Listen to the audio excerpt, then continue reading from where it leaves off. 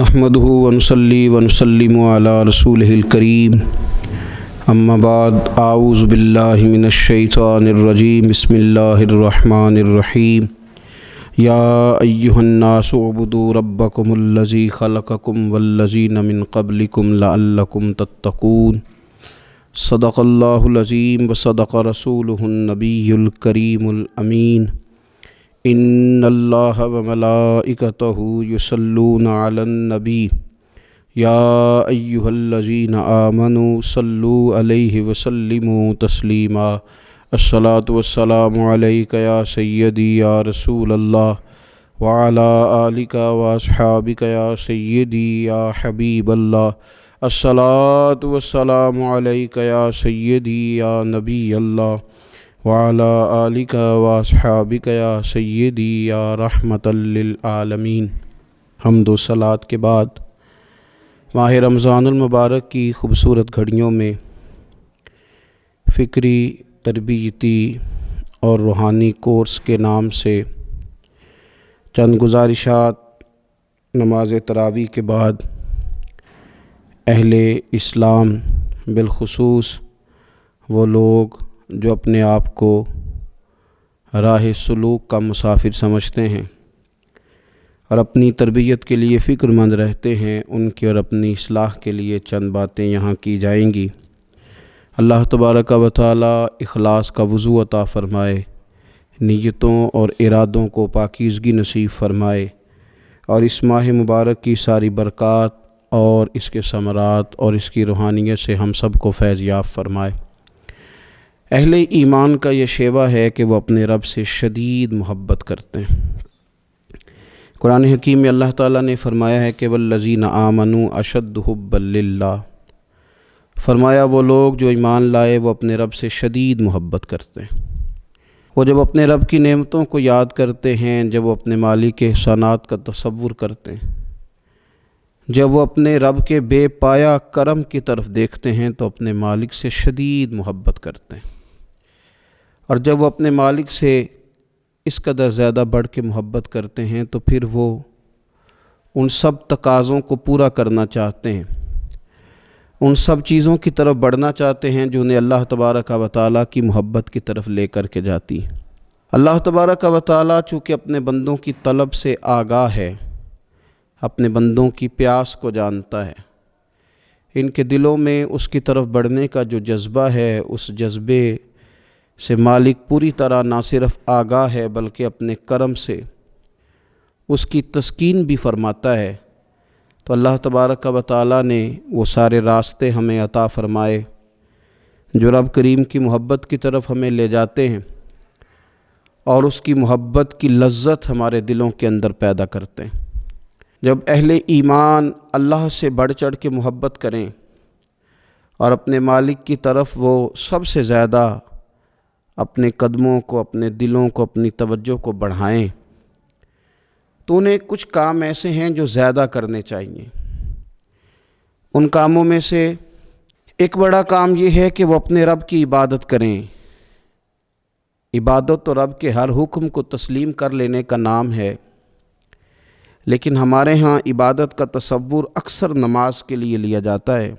قرآن حکیم میں اللہ تعالیٰ نے ارشاد فرمایا یا ایھا الناس اعبدوا ربکم الذی خلقکم والذین من قبلکم لعلکم تتقون، فرمایا لوگو اپنے رب کی عبادت کرو جس نے تمہیں پیدا کیا اور تم سے پہلے لوگوں کو پیدا کیا، اور اس امید پر اپنے رب کی عبادت کرو کہ لعلکم تتقون، تاکہ تم پرہیزگار بن جاؤ۔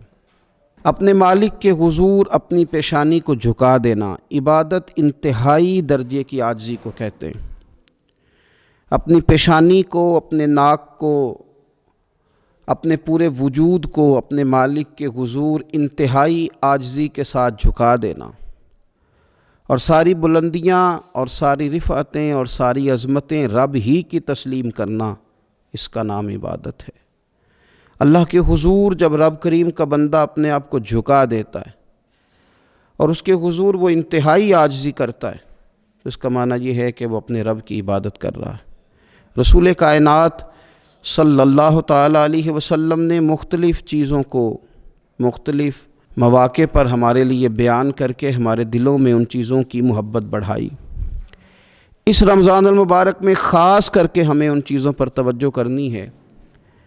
میری نظر میں وہ 4 چیزیں ہیں، اگرچہ ان کو اور بھی بہت ساری چیزوں پر تقسیم کیا جا سکتا ہے، اور بھی کئی چیزیں اس میں شامل کی جا سکتی ہیں، لیکن اہم چیزیں 4۔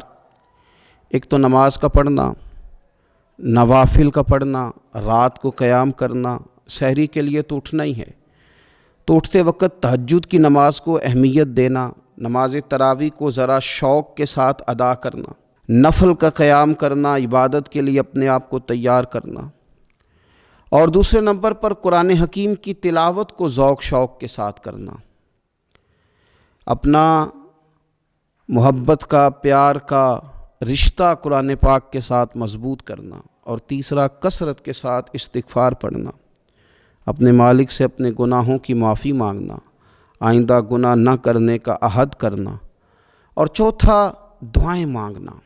یہ 4 چیزیں اگر تھوڑی توجہ کے ساتھ اس ماہ مقدس میں روزانہ کے معاملات میں شامل کر لی جائیں، نماز، تلاوت قرآن مجید، استغفار اور دعا۔ آپ دیکھیے کہ نبی کریم صلی اللہ تعالیٰ علیہ وآلہ وسلم نماز کے اندر محو رہنے کو پسند کرتے تھے۔ حضور نماز کے اندر شامل رہنے کو اور نماز کو بار بار ادا کرنے کو پسند کرتے تھے۔ ہر موقع پر حضور نماز ادا فرماتے، ہر موقع پر۔ سورج گرہن ہے تو نماز ہو رہی ہے، چاند گرہن ہے تو نماز ہو رہی ہے، بارش نہیں ہوتی تو کریم محبوب علیہ السلام نماز ادا کر رہے ہیں، بارشیں کثرت سے ہونے لگیں، طوفان اور آندیاں آنے لگیں تو حضور نماز ادا فرما رہے ہیں۔ جنگ کے موقع پر، بدر کے موقع پر لوگوں کی، صحابہ کی صفیں درست کر کے حضور خود مصلی پر تشریف لے گئے اور نماز شروع کر لی۔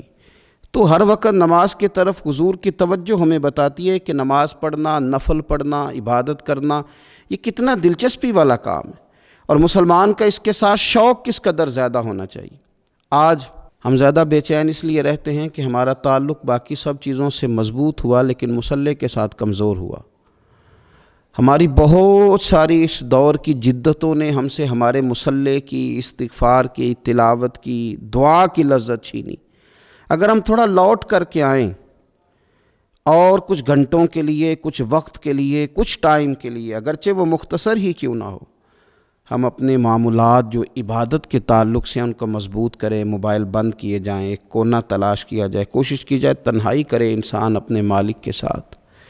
نبی پاک صلی اللہ تعالیٰ علیہ وآلہ وسلم نے جو ہمیں طریقے بتلائے ہیں، ان طریقوں کی روشنی میں انسان اکیلا بیٹھے اپنے مالک کے حضور اور خوب اس کی بارگاہ میں نفل پڑھے، تلاوت کرے، استغفار پڑھے، پھر دعائیں مانگے، اپنے لیے بھی مانگے، امت کے لیے بھی مانگے، اپنے لیے بھی مانگے، اپنوں کے لیے بھی مانگے، سب کے لیے اللہ کے حضور سے وہ خیر طلب کرے۔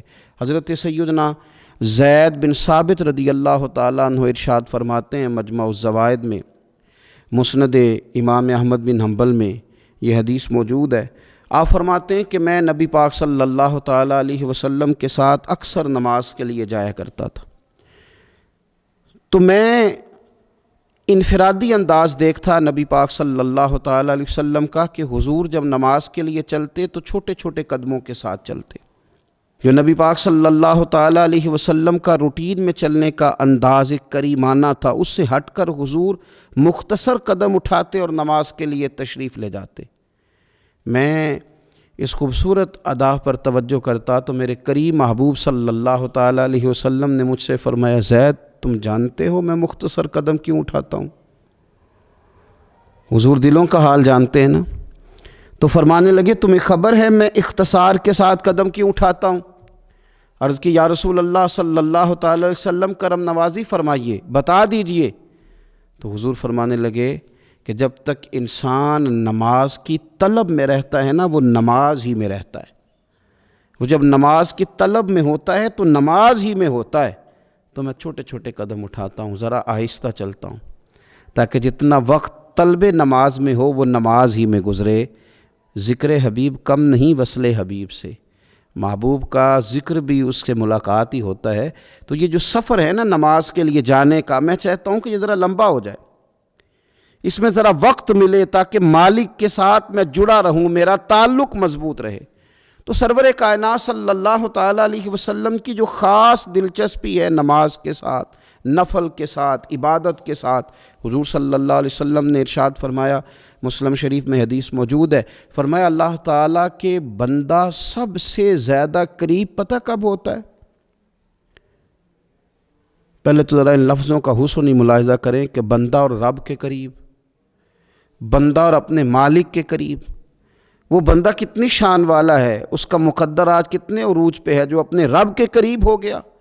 حضور فرمانے لگے غلاموں سنو، بندہ اپنے رب کے سب سے زیادہ قریب سجدے کی حالت میں ہوتا ہے، لہذا فرمایا سجدوں میں کثرت سے دعا کیا کرو، گویا اس سے مانگ لیا کرو سجدوں میں، اب تمہارا قرب ہے، اب تم جب کشکول طلب دراز کرو گے تو وہ تمہیں عطا کرے گا، جب تم نے اپنا سر سجدوں میں رکھا ہو تو پھر اپنی آرزویں لے آؤ ساری، اب رب تمہارے کشکول بھرے گا، تمہیں خیرات ملے گی، تمہاری طلب سے بڑھ کر تمہیں عطا کیا جائے گا۔ تو عبادت کے ساتھ جب آپ کا تعلق ہوتا ہے تو آپ قرب الہی میں ہوتے ہیں، اللہ کے قریب چلے جاتے ہیں۔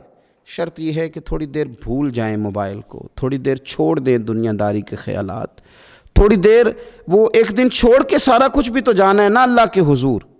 تو آج بھی اگر کچھ وقت کے لیے ترک کیا جائے، اسلام میں رہبانیت نہیں، لیکن حضور تہجد کی نماز پڑھتے تھے، حضور اعتکاف کرتے تھے، غار حرا میں وقت گزارا نبی پاک علیہ السلام۔ کچھ وقت تو ایسا ہو جو انسان اپنے رب کے ساتھ گزارے، اللہ کے ساتھ اپنے تعلق کو وہ مضبوط کرے۔ دیکھیے حضرت سیدنا یوسف بن عبداللہ بن سلام رضی اللہ تعالیٰ عنہ، یہ حضرت عبداللہ بن سلام رضی اللہ تعالیٰ عنہ معروف صحابی رسول صلی اللہ تعالیٰ علیہ وسلم کے صاحبزادے، یہ حضرت ابو درداء رضی اللہ تعالیٰ عنہ سے ملنے کے لیے تشریف لے گئے۔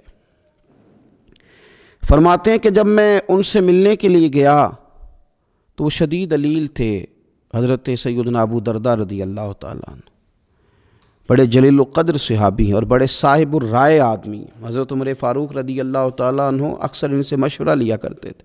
فرماتے ہیں میں جب ان سے ملنے کے لیے گیا تو وہ سخت بیمار تھے اور اسی بیماری میں ان کا وصال ہوا۔ میں ان سے ملنے گیا تو مجھ سے کہنے لگے کہ بھتیجے، حضرت عبداللہ ابن سلام کے بیٹے ہیں نا یوسف بن عبداللہ، تو وہ چونکہ ان کا دوستانہ تھا، کہنے لگے بھتیجے تم اس شہر میں کس طرح آئے؟ تو جناب یوسف بن عبداللہ کہتے ہیں میں نے عرض کی کہ آپ کا میرے والد کے ساتھ جو تعلق تھا، جو دوستانہ تھا، اس تعلق نے مجھے مجبور کیا کہ میں آپ کی تیمارداری کروں۔ تو فرماتے ہیں میں تو تیمارداری کرنے گیا تھا، ان کا حال پوچھنا تھا، لیکن یہ لوگ جو حضور کے دین کی تبلیغ کے لیے جذبات رکھتے تھے اور ایک دوسرے کو اللہ کی جانب متوجہ کرنے کا جو جذبہ رکھتے تھے، وہ بڑا انوکھا ہے۔ ایک شخص تیمارداری کرنے گیا ہے تو حضرت سیدنا ابو درداء رضی اللہ تعالیٰ عنہ فرمانے لگے بھتیجے میں اس وقت اس کیفیت میں ہوں کہ جھوٹ بولنا بہت برا ہے، یعنی جھوٹ بول ہی نہیں سکتا کہ اس بیماری میں ہوں کہ جس میں مجھے لگتا ہے کہ میں دنیا سے چلا جاؤں گا۔ فرمانے لگے اللہ کی قسم میں نے خود رسول پاک صلی اللہ علیہ وسلم سے سنا ہے کہ جو شخص اچھے طریقے سے وضو کرے، وہ تیمارداری کرنے آئے اور یہ ان کو نماز کی طرف، عبادت کی طرف مائل کر رہے ہیں۔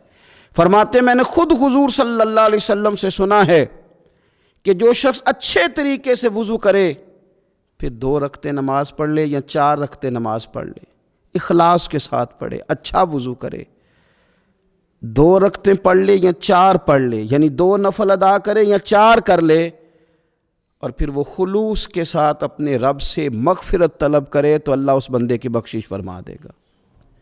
یہ میں نے سنا ہے حضور سے، یہ میں نے خود سنا ہے۔ مرض وصال میں سیدنا ابو درداء رضی اللہ تعالیٰ عنہ اس کو بیان کرتے ہیں۔ تو رمضان المبارک کے اندر ہمیں موقع ملتا ہے نماز پڑھنے کا، نماز تراویح کا، رات کے قیام کا موقع میسر آتا ہے۔ ایک تو عشاء کے بعد موقع ملا تراویح پڑھنے کا، ایک یہ کہ ہم کو سحری میں اٹھنا ہے، اور تہجد کی وہ خاص فضیلتیں جو عام دنوں میں کئی دفعہ مشکل ہوتی ہیں، وہ اٹھنا تو ہے۔ اگر تھوڑا سا 10 منٹ پہلے اٹھا جائے، وضو کیا جائے، اچھے طریقے سے کچھ نوافل ادا کر لیے جائیں، پھر سحری کے معاملات میں مشغول ہوا جائے۔ نبی پاک صلی اللہ تعالیٰ علیہ وآلہ وسلم ارشاد فرماتے ہیں، یہ ترمذی شریف کی حدیث ہے، حضور علیہ الصلوۃ والسلام نے ارشاد فرمایا کہ رات کا قیام اپنے اوپر لازم کر لو۔ اگرچہ یہ لازم کرنا یہ استحبابی حکم ہے، حضور صلی اللہ تعالی علیہ وسلم نے اسے فرض قرار نہیں دیا، لیکن حضور شوق دلاتے ہیں۔ فرمایا رات کا قیام، رات کا قیام، ساون کی کالی راتوں میں جب بوندا باندی ہوتی ہے، وہ راتوں کو اٹھ اٹھ روتے ہیں جب خلقت ساری سوتی ہے۔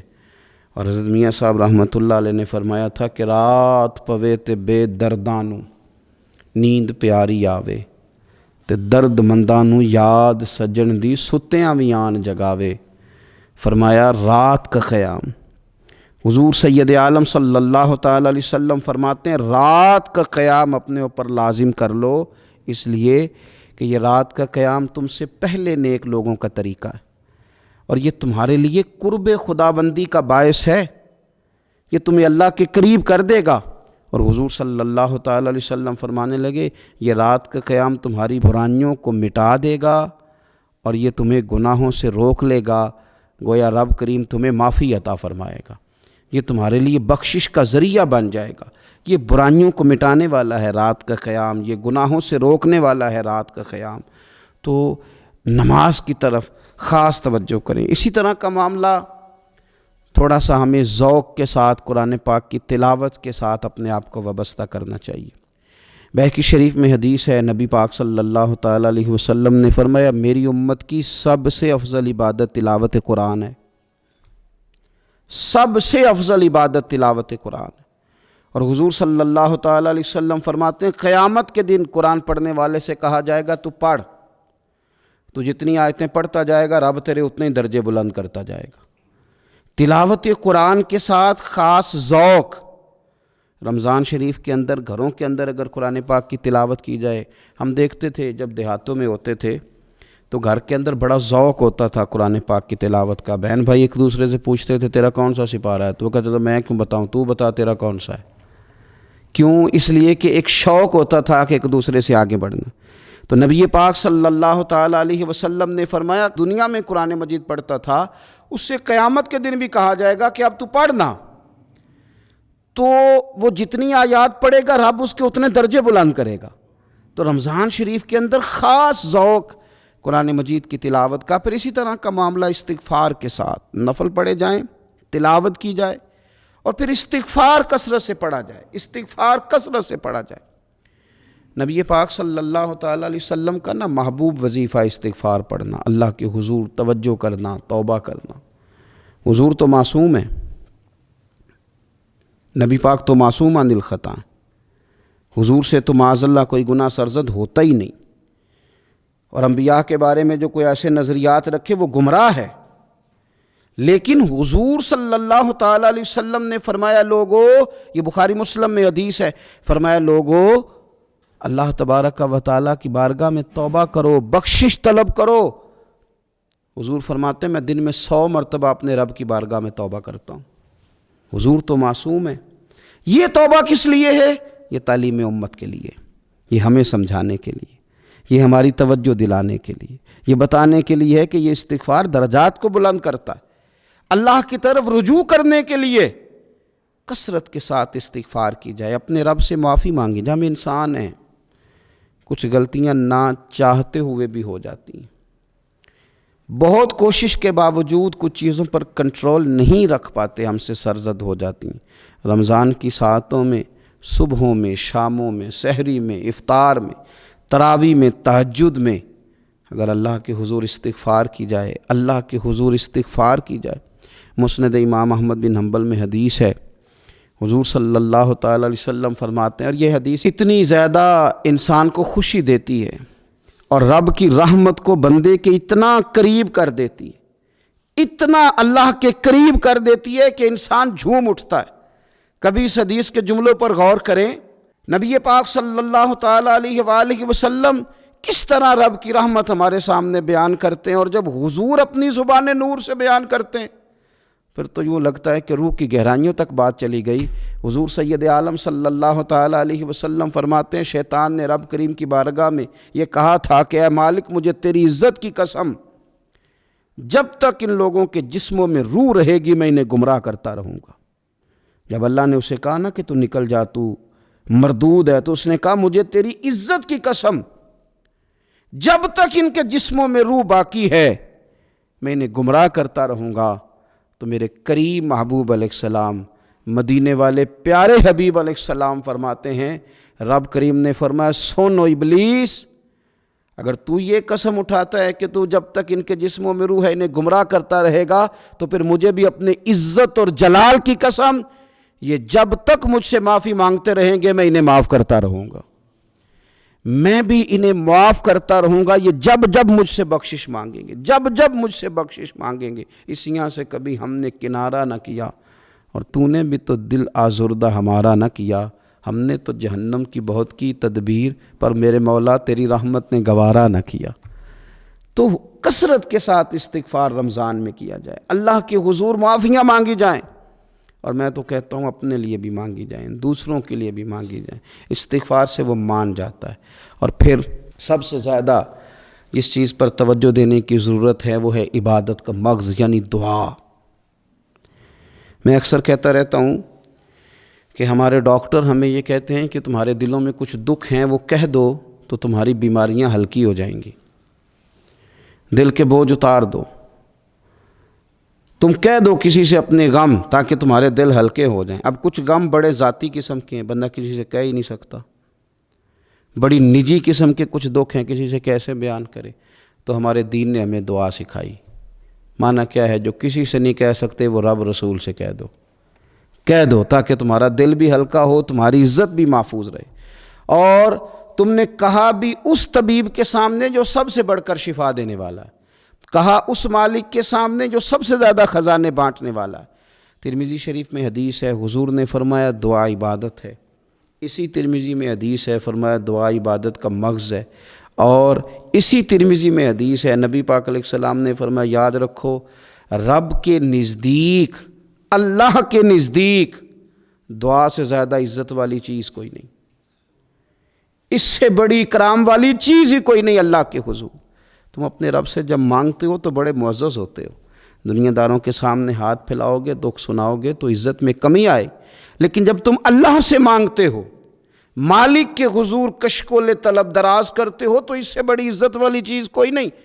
پھر ایک دل میں سوال آتا تھا کہ کتنا کو مانگیں، مالک سے کتنا سوال کریں، کس قدر طلب کریں؟ تو بہقی شریف میں حضور نے یہ مسئلہ بھی حل کر دیا۔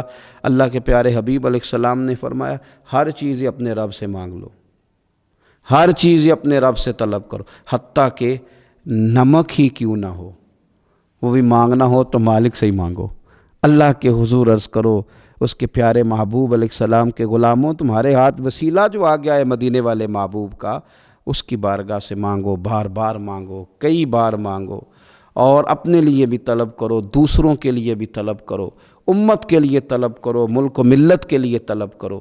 تو رمضان شریف کی پہلی نشست میں ایک تو ہمیں اپنی عبادت کو، اپنے نوافل کو، اپنی نماز کو مضبوط کرنا ہے، کوشش کریں قضا نمازوں پر بھی توجہ دی جائے، یہ بہت بڑا قرض ہے اور یہ ہم ہی ادا کریں گے تو ادا ہوگا۔ اور دوسری بات یہ کہ کثرت کے ساتھ قرآن مجید کی تلاوت کی جائے۔ تیسری بات یہ کہ استغفار کو اپنے اوپر لازم کیا جائے۔ اور چوتھی بات دعائیں مانگی جائیں۔ رمضان کی گھڑیاں بڑی قبولیت والی ہیں، بڑی قبولیت والی ہیں۔ افطار کے وقت جو بندہ مانگتا ہے رب اس کی دعا کو قبول فرماتا ہے۔ ان اوقات میں اللہ سے مانگا جائے اور خوب مانگا جائے، اے اللہ اس ماہ مقدس کا صدقہ امت مسلمہ کے لیے رحمت والے فیصلے فرما۔ آخر دعوایا ان الحمدللہ رب العالمین۔